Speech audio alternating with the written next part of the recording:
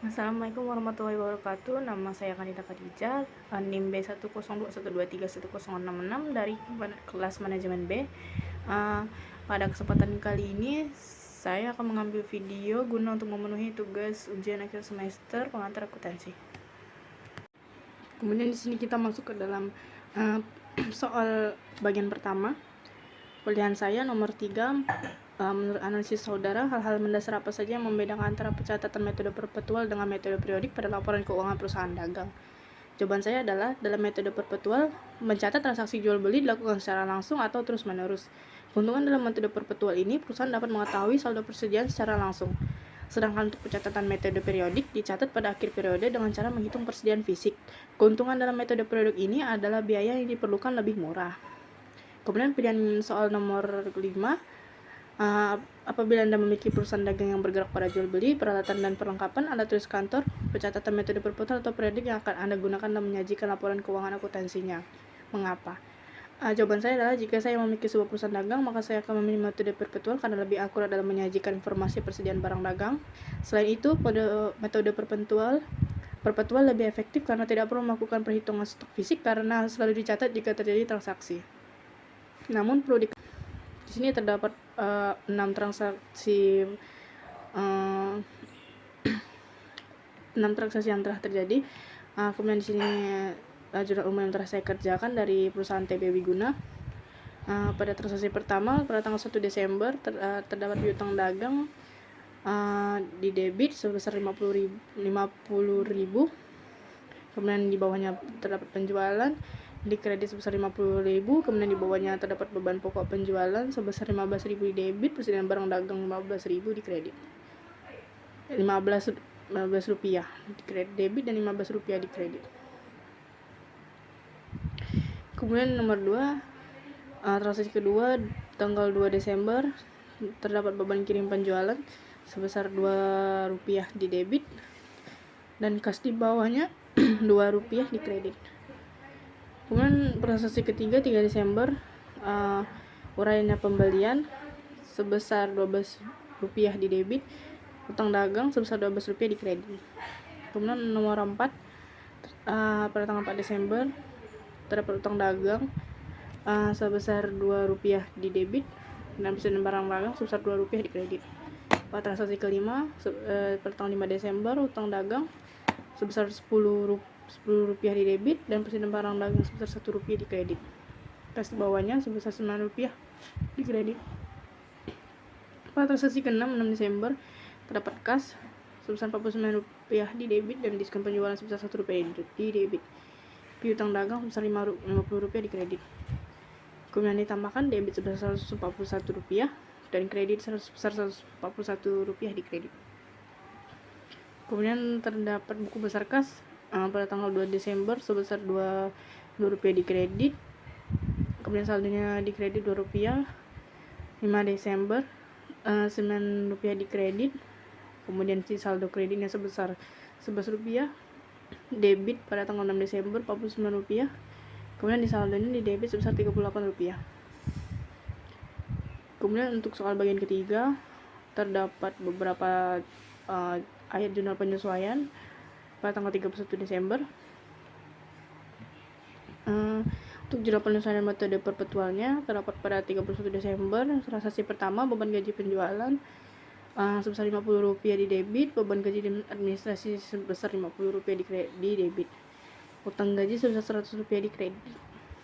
Kemudian pada transaksi kedua 31 Desember beban bunga sebesar 6 rupiah di debit, utang bunga sebesar 6 rupiah di kredit. 31 Desember beban depresiasi peralatan kantor sebesar 10 rupiah di debit, akumulasi depresiasi peralatan kantor sebesar 10 rupiah di kredit. Kemudian tanggal 31 Desember beban asuransi sebesar 10 rupiah di debit, asuransi dibayar muka sebesar 10 rupiah di kredit. Transaksi kelima, beban perlengkapan toko sebesar 15 rupiah di debit dan perlengkapan toko sebesar 15 rupiah di kredit. Transaksi ke-6, beban depresiasi peralatan toko 20 rupiah di debit dan akumulasi depresiasi peralatan toko di kredit sebesar 20 rupiah. Transaksi ke-7 31 Desember beban listrik air telepon toko Rp4 di debit. Beban listrik air telepon kantor juga Rp4 di debit. Kemudian ada beban yang masih harus dibayar sebesar Rp8 di kredit. Pada sesi ke-8, beban pokok penjualan sebesar Rp50 di debit, persen barang dagang Rp50 di kredit. Kemudian kita tambahkan 50, 56, 10, 10, 15, 20, 44, 50, dapat hasilnya sebesar Rp215. Kemudian selanjutnya kita lanjut ke metode periodik. Jurnal penyesuaiannya semuanya sama, yang membedakannya adalah pada transaksi nomor 8 yang pada tanggal 31 Desember. Di sini terdapat beban pokok penjualan sebesar Rp650, kemudian ada persediaan barang dagang sebesar Rp140, yaitu dan potongan pembelian sebesar Rp25, diskon pembelian sebesar Rp5 di debit. Pembelian kemudian Rp745 di kredit, beban kirim pembelian sebesar Rp15 di kredit, persediaan barang dagang sebesar Rp100 di kredit. Dan tambahkan dapat hasilnya sebesar Rp1.029. Kemudian di sini ada kertas kerja penyesuaian yang sebelumnya kita masukkan, yang untuk perpetual berdasarkan uraian yang telah ditentukan masukkan. Kemudian kita untuk mendapatkan daftar saldo setelah penyesuaiannya, kita sesuaikan daftar saldo sebelum penyesuaian dengan penyesuaian. Apa ya contohnya? Persediaan barang dagang 230 di daftar saldo sebelum penyesuaian di debit, kemudian dihitung kemudian dikurang dengan 50 di penyesuaian, maka dapat hasilnya 180. Persediaan barang dagang di daftar saldo setelah penyesuaian. Berlaku untuk selanjutnya. Pada contohnya asuransi dibayar muka Rp50 di debit, kemudian disesuaikan dengan penyesuaian, dikurang dengan Rp10, daftar saldo setelah penyesuaiannya sebesar Rp40. Kemudian dilanjutkan sampai beban administrasi lain-lain, kita tambah, dapat hasilnya Rp2.334. Kemudian di laporan laba rugi, masukkan dari penjualan sampai ke beban administrasi lain-lainnya, mendapatkan hasil sebesar di debit sebesar Rp1.149, dikurang dengan Rp1.960, dapat laba bersih sebesar Rp811.000.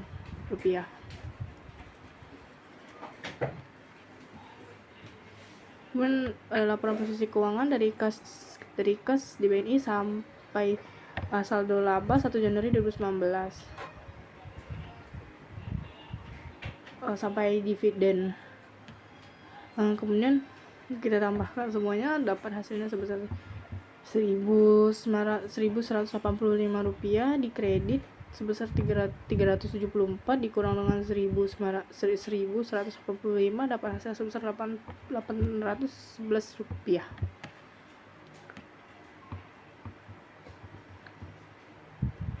Kemudian untuk kertas kerja periodik kurang lebih sama seperti yang sebelumnya. Kita masukkan daftar saldo sebelum penyesuaian sebelum yang kita kerjakan, kemudian daftar saldo setelah penyesuaian kita sesuaikan dengan daftar sebelum penyesuaian dengan penyesuaian. Contohnya persediaan barang dagang asuransi bayar muka 50 dikurang 10, dapat hasilnya 40 di daftar saldo setelah penyesuaian. Begitu dengan seterusnya, kita tambahkan semuanya, dapat hasilnya Rp2.334. Kemudian di laporan laba rugi, masukan dari penjualan sampai ke beban administrasi lain-lainnya kita tambahkan di debit, dapat hasilnya sebesar Rp1.149. Kemudian kita kurangkan dengan Rp1.960, dapat hasilnya laba bersih sebesar Rp811. Untuk laporan posisi keuangan dari kas di BNI sampai dividen, kita tambahkan di debitnya sebesar Rp1.185, kemudian kita tambah di kreditnya sebesar Rp374. Kita kurangkan 1.985 dikurang 374, dapat hasilnya laba bersihnya sebesar Rp811. Kemudian untuk laporan laba rugi, kita masukkan yang sebelumnya, laporan sebelumnya. Di sini terdapat pendapatan penjualan sebesar 1.960, kemudian dikurang retur dan potongan penjualan serta diskon penjualan 30 tambah 25 sebesar Rp55. Kemudian kita kurang 1.960 dikurang 55, dapat hasilnya 1.905, kemudian kita kurangi dengan harga pokok penjualan sebesar dapat hasil sebesar Rp1.255. Kemudian kita lanjut ke beban usaha. Di sini terdapat beban penjualan, beban gaji penjualan, beban sewa, beban depresi peralatan toko, beban pakwa toko, kirim penjualan, listrik, air, telepon toko, iklan penjualan, dan lainnya. Kemudian kita tambahkan semua 180, 20, 20, 15, 10, 19, 15, 40. Kemudian kita tambahkan total beban penjualan dapat hasilnya Rp319. Kemudian kita masuk sini beban administrasi, beban gaji administrasi, beban depresi peralatan kantor, beban asuransi, beban listrik, air, telepon kantor, beban bunga, beban administrasi, dan lain-lainnya. Kita tambahkan bahwa 80, 10, 10, 14, 65 kita tambahkan. Ini semuanya dapat total beban administrasi sebesar Rp125. Kemudian setelah ditambahkan total beban penjualan dan total beban administrasi, dapat hasilnya total beban usaha sebesar Rp444. Kemudian kita kurangkan 1.255 dikurang 444, dapatlah laba bersih sebesar Rp811. Kemudian selanjutnya untuk mengetahui laporan perubahan ekuitas, di sini terdapat tabel saldo awal saldo sebelum jurnal umum. Di modal saham terdapat Rp25. Kemudian kita taruh di bawahnya saldo akhir sebesar Rp25. Kemudian saldo awal, saldo laba sebesar 120 ditambah laba bersih sebesar Rp811 dikurang dividen sebesar 40. 120 ditambah Rp811 dikurang 40 dapat hasilnya sebesar Rp891.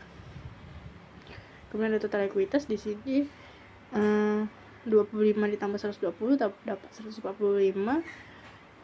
Kemudian 811 rupiah dikurang dividen Rp40.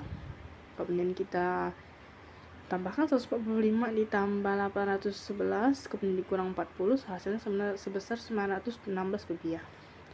Kemudian yang terakhir untuk laporan posisi keuangan bulan Desember 2019, aset di sini terdapat aset lancar dan aset tetap. Aset lancar di sini kas Rp250, kemudian piutang dagang Rp450, persediaan barang dagang Rp180, asuransi dibayar muka Rp40, perlengkapan toko Rp25, jadi total aset seluruhnya Rp945. Kemudian ada total aset ada aset tetap. Jadi terdapat peralatan toko sebesar Rp140, akumulasi depresi peralatan toko dikurang Rp40, peralatan kantor Rp60, akumulasi depresiasi peralatan kantor dikurang Rp25. Setelah ditambah kurangan seluruhnya, dapatlah total aset tetap sebesar Rp135. Kemudian kita tambahkan 945 ditambah 135, dapat hasilnya sebesar Rp1.080. Kemudian selanjutnya kita beralih ke liabilitas. Terdapat liabilitas lancar. Di sini utang dagang Rp20, utang gaji Rp100, beban yang masih harus dibayar 8, utang bunga bagian lancar 6, utang bank 30. Jadi total liabilitas lancar terdapat Rp164. Kemudian lanjut ke ekuitas. Modal saham sebesar Rp25, sudah laba sebesar Rp891, total ekuitasnya sebesar Rp916.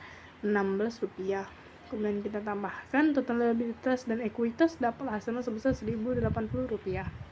Sekian dari video saya, mohon maaf apabila ada salah kata. Wassalamualaikum warahmatullahi wabarakatuh.